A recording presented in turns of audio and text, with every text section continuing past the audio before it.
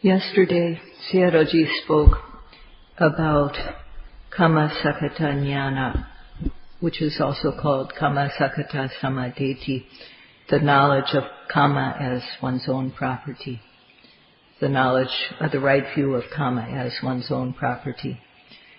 Sayadaw spoke about how this is like a big junction from which paths, roads branch out. And he spoke about the three paths that proceed from this junction. The path of Kama, the path of jhana or absorption, and the path of Vipassana. Those who only practice dana and sila, giving and morality, follow the path of Kama, and they get Bhoga Sampati and Bhava Sampati.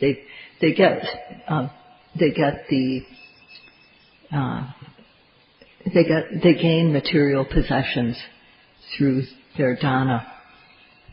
And if one aims for nibbana, if one makes the aspiration that may this dana support my path to liberation, to nibbana, then dana can give support to this aspiration, but it doesn't cause nibbana it does not cause us to realize nibbana directly. It's just a supporting factor. And then the path of jhana, in which one develops the qualities, the jhanic factors that suppress the nivaranas, those dhammas which block all wholesome deeds. They block the development of jhana, concentration. They block the knowledge. So these nivaranas are very, very bad mental factors. The practice of jhana cannot eliminate the nivaranas. It can only suppress them so that they're pressed down. They're not able to rise up. And if one dies, if at the moment of death one is absorbed in jhana, then one can go to the Brahma worlds, the worlds of the jhanic realms, called the Brahma worlds. At that point, the nivaranas are not put out. They're just suppressed. And when one reaches the end of one's lifetime as a Brahma, then one can go down and reach the lowest levels. So in a new life, whatever new life one is born in, one is bound to encounter suffering. The suffering that's inherent in existence. So also with the jhanas, we can gain psychic powers. The psychic powers are such, for example, we can know another person's mind, or we can manipulate the earth, or water, or fire. We can manipulate the elements, and we can hear sounds even though they may be very, very small or very, very far away. These are just some of the examples of psychic powers that can be gained. In Pali, they're called abhinyas, special knowledge. But there's nothing special about these. However, people these days are interested in gaining them. However, outside of this special knowledge or the special power of Vipassana and asavakya jnana, which is the destruction of the mental taints. Outside of these two, there's no power that is really very special. The ordinary psychic powers are just not interesting. The yogis now are walking the path which can control the transgressive kilesas by avoiding them. And with this path also, we can control the obsessive kilesas so that they don't arise. And we can develop knowledge in stages and reach finally the noble path, which is the best of all. To follow that path, the knowledge that good actions beget good and bad actions beget bad, that is, kama sakata samadeti. This is the knowledge that our actions with intention are our own property, our own true inheritance. This understanding is very important.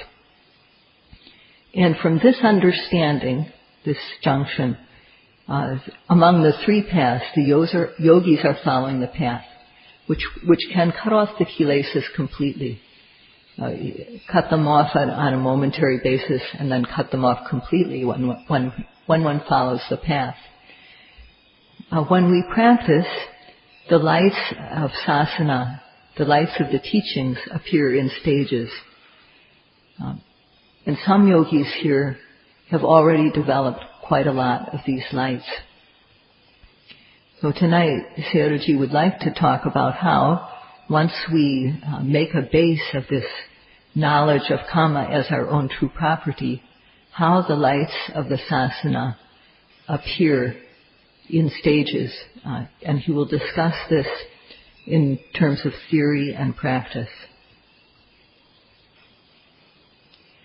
One has to examine whether those who practice, those who follow the path of Vipassana, can really practice to uproot the kilesas completely.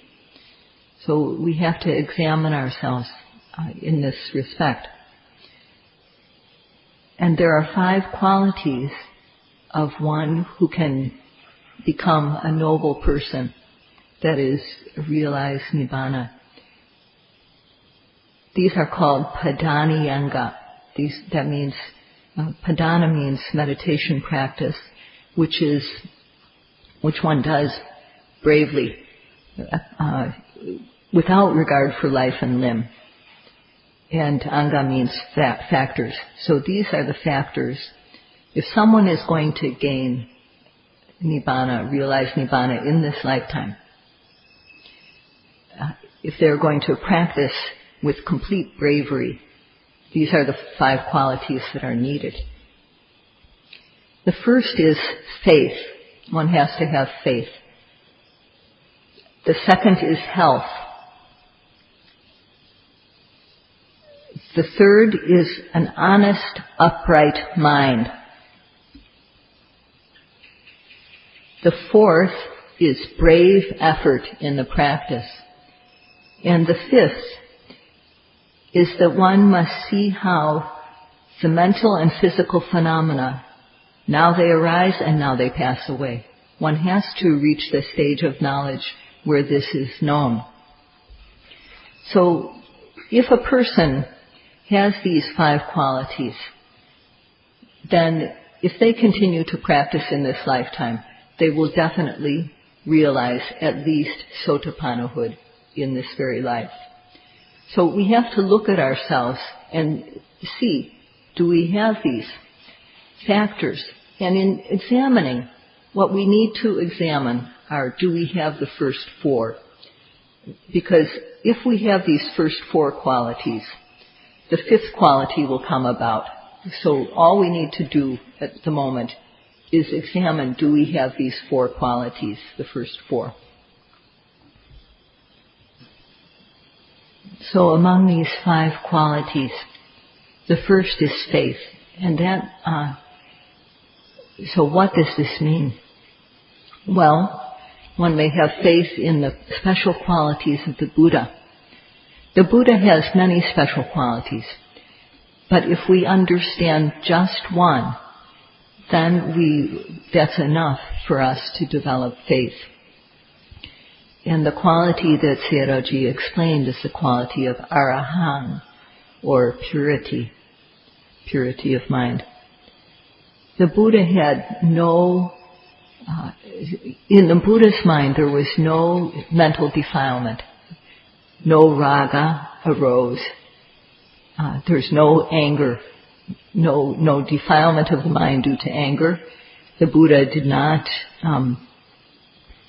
transgress against anyone. He uprooted greed, hatred, and delusion, which are the roots of all unwholesomeness, with the realization of Arahata path. So he eliminated the roots of kilesas, and therefore there's no foulness of mind in him. And that means that not only his mind was perfectly clean and pure, but his physical and verbal actions, his speech and his actions, were also completely clean and pure. So he didn't err in any way. He didn't harm anyone around him. He didn't do anything that was worthy of blame because of his mental purity. And thus, people gathered around and praised him. And also the celestial beings called the Devas, they gathered around him and praised him. The Brahmas also gathered around and praised him. And even people who belonged to other religions, if they were able to reflect, they came to know the qualities of the Buddha, and approaching him, they also came to have faith. So due to his purity, his quality of arahant, due to his purity of mind, many other qualities came about. And this is just one quality that the Buddha possessed. In the text, it's written that he had 9 special qualities, but this one is enough for us to have faith. And this path of practice which he taught, the path of Satipatthana, this path leads to purity of mind. With the Dhamma taught by the Buddha, one can reach arahantship. Needless to say, one can reach the lower stages of nobility also. One can become Sotapanna, Sakadagami, Anagami. One can reach these levels of enlightenment with the Dhamma that is taught by the Buddha. Of course, sometimes foreigners do not revere people. They don't have that type of reverence. But we can take the Dhamma as our object of faith. This is not blind or stupid faith. It's faith, trust that is based on knowing cause and result. So this faith is the first causal factor for one to be able to realize enlightenment in this life.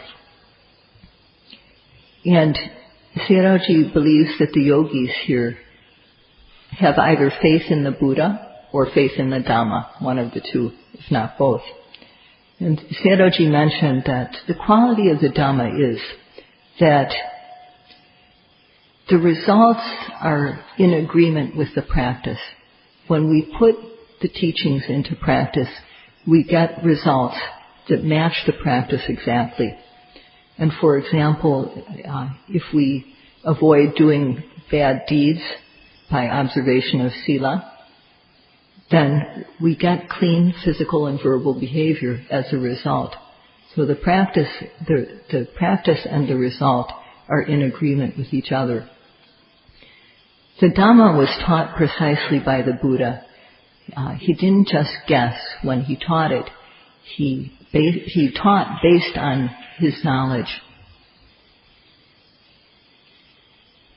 Just as it's said that one needs to have faith in the qualities of the Buddha or in the qualities of the Dhamma, one also needs to have faith in the one who is helping us along the path, the one who's showing us the way right in front of us at present, the one who's teaching the Dhamma to us.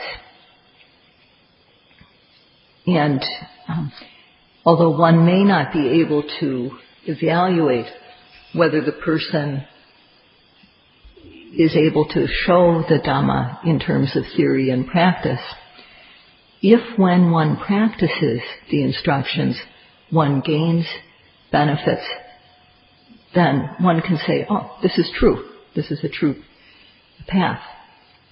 This teacher is truly teaching the Dhamma. And especially when one reaches the stage of udiyabhyajnana, the insight into arising and passing away of phenomena, one becomes very decisive that this practice that one is doing is correct. So at first, when we start the practice, our faith is awake, just through hearing. But as we practice and gain knowledge, our faith grows stronger because of the knowledge. In addition to faith in the teacher, one also has to have confidence in oneself. I can do this. I can practice these instructions. I can gain the Dhamma. I can follow this practice. And one should also, at this point, one should know what are the qualities of a good teacher, a good spiritual friend. And Sayadaw will not go into a lot of detail, but he will just say that there are 7 qualities. And the first of these in Pali is Piya. That means the teacher should be someone lovable and someone who we cherish. And there may be reasons why we feel that for a teacher, maybe the teacher is generous to us. That's one way we may come to feel the teacher is lovable. They give us his or her time. And then so there's that quality of being lovable, beloved. And the second quality is called Guru. That means that the person has our respect. And this is usually due to their mental qualities. They have a respectable mind. What they do is respectable.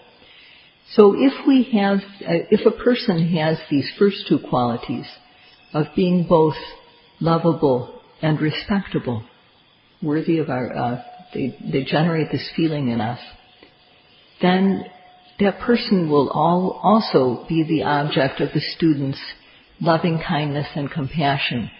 We'll want that person who's our teacher to be happy and to be free of suffering. And this quality is called bhavaniya. The students have this type of, they feel metta and karuna for the teacher. The fourth quality is called vata. That means that the teacher can tell the students where the student is going wrong, what they need to do. They should help them along the path. They can't be shy about telling the student whatever it is that the student needs to hear. And this quality is very important. And the fifth quality is vachanakama. That means one has to be able to receive criticism from the students. One has to be able to hear what people say when they point out your faults. Whatever they say in a critical way, you need to be able to hear it. And the sixth is that the teacher should be able to teach the profound Dhamma in both theory and practice. And this is called in Pali Gambirancha Katan Kata. The seventh quality is that the good spiritual friend, the teacher, must not use a student for his or her own purposes.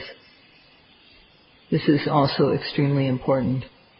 They should not engage the student in anything that is out of a selfish purpose and not helpful to the student.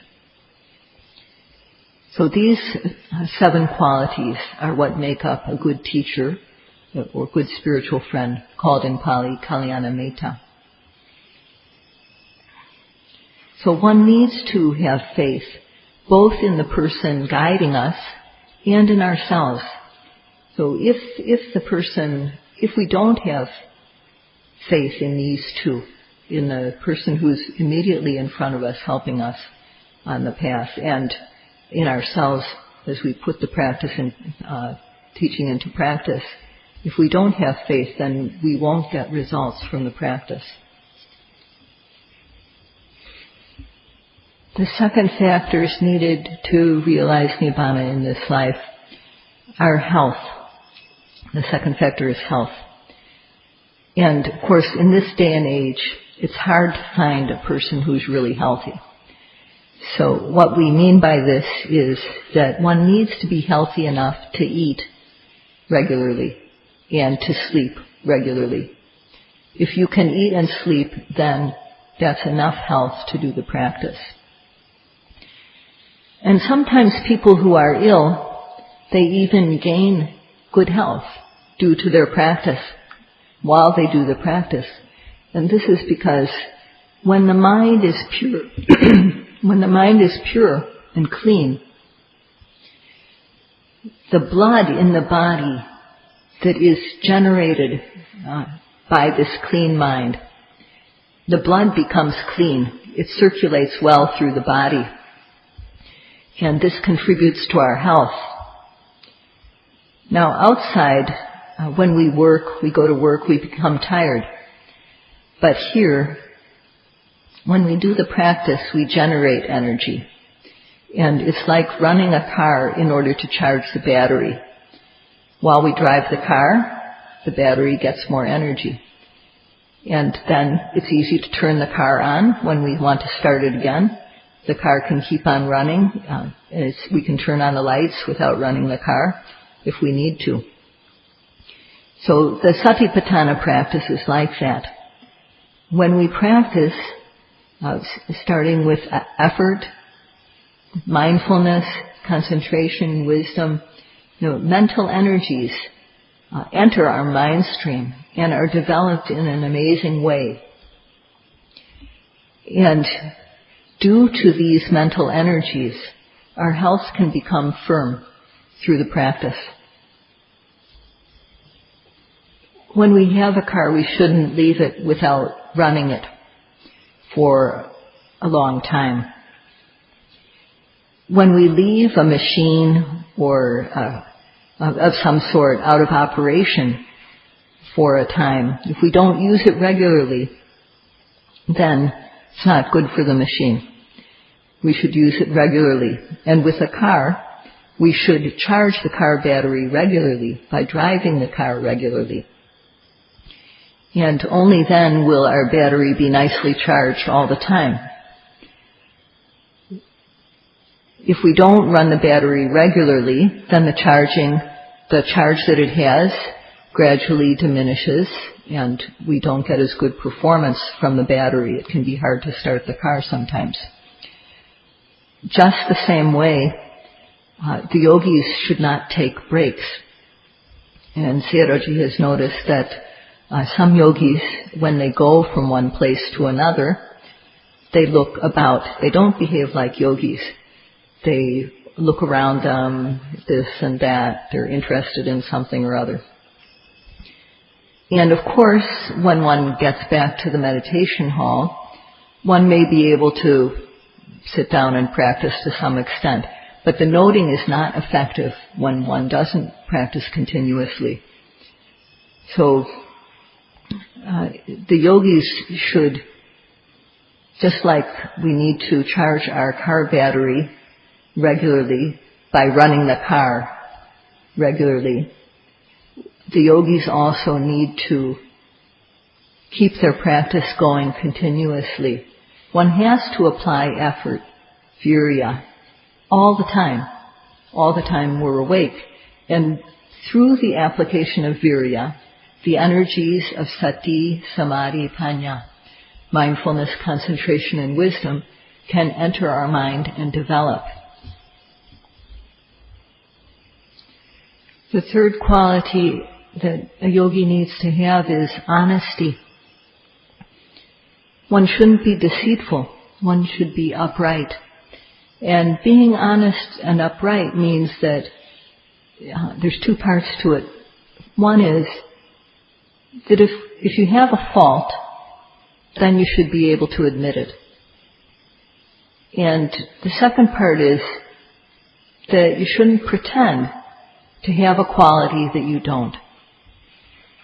Okay, so if you have some sort of fault, then don't cover it up.